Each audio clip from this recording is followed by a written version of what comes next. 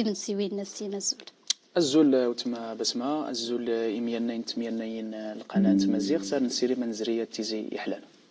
نسيمة مسمين الناي مسد القرار يدفق نخف لجنة الاستئناف للعقوبات الفرد ومون إفريقيا تكون نضار فيرن ما يعني ما يفق السنغال اللي يقول اللقب غير المغرب انت اللي قال البطل ان كأس إفريقيا نسقوسات ما غرتني متى الدلالات خفشناد نمحي زورات ديال القارة تاع إفريقيا. نعم هو القرار جاء في محله ونا يفرجني قال الماتش النهاية كأس إفريقيا تجاني 18 يناير 2026 إزراين نغل الأحداث وقعا بطبيعة الحال ورسكيت هذه غير بأنه هالكأس سوينا المغرب يديا المغرب ينظم يا الحدث يا عالمي يا الحدث يشهد غير في العالم كله بس النجاح الناس من بعد المنتخب السنغالي سيرتان الحوايج وريين رياضية المغرب أريد وين نتوجه الفوضى نتوجه يعني نادي خلق المشكلة ما سنتيران ولا إنما المغرب يلتجأ القضاء يعني المغرب يتبع المسطرة القانونية القانون ما ديتيني ويضع الحالة هو داي لا شال المشكل وذن تدو ديريكت على المحكمة الدولية ذن ما تحل المشكل هو يتلجنا لا ينسوا الاتحاد الإفريقي لحقاش ما ينظم يدغل هذا المسابقة هو الاتحاد الإفريقي وبالتالي المغرب يلجأ غير لجنان النزاعات داخل الاتحاد الإفريقي للأسف الحكم بزوارو وريه مناسب الحجم من الدغن وقع لذلك المغرب يقرر أنه أدي يستأنف الحكم الاستئناف الحكم أتي إفغاد صنط بطبيعة الحال ما خصنا نفهمه تما بسمة هو أنه القرار النتوسي المحكمة اللجنة الاستئناف هو استطبق فقط القانون دون تغيير المغرب وديت الترليم امتيازي المغرب ديت نادى غير القانون ادي تطبق لحقاش مين عايده وتما بسمه غير القانون الماده الثاني الماده خصوصا الماده 82 داك اي فريق ينسحب نغد وريريا يلعب نغد يغادر المباراه قبل ادي صفر الحكم فديت تعتبر يخسر. الماده 84 داك الثاني باللي اي فريق يتوجد ديك ايضا نوقع الماده تتبات غير نوقع الماده 82 فالقانون دا تخسر 3-0 وبالتالي ان تسير لجنه الاستئناف تطبق فقط غير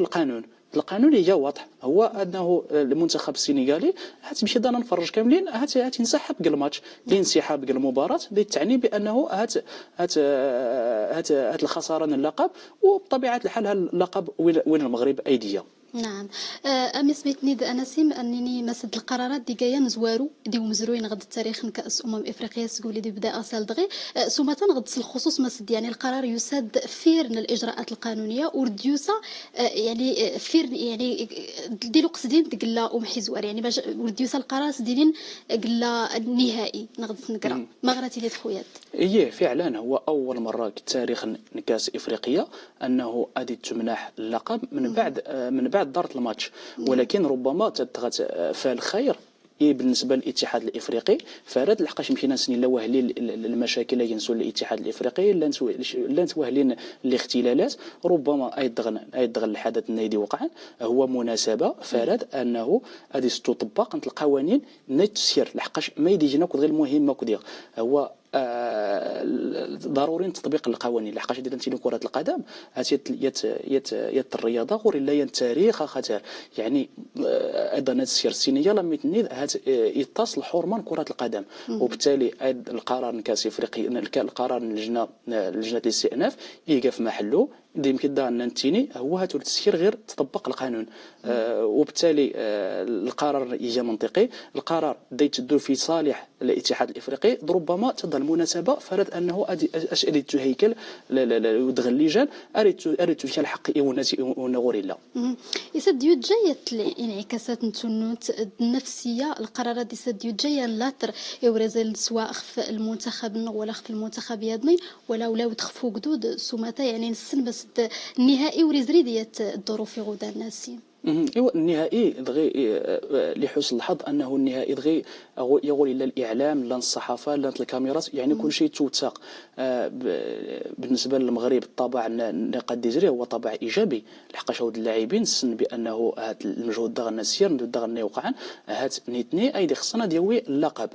وبطبيعه الحال اكو العشاق نتا كره القدم وريسكيت الا انه ايضا يدغ القرار لحقاش يمكن ضانتني القرار دغ في صالح كره القدم في صالح الحق قبل انه اديك في صالح المغرب.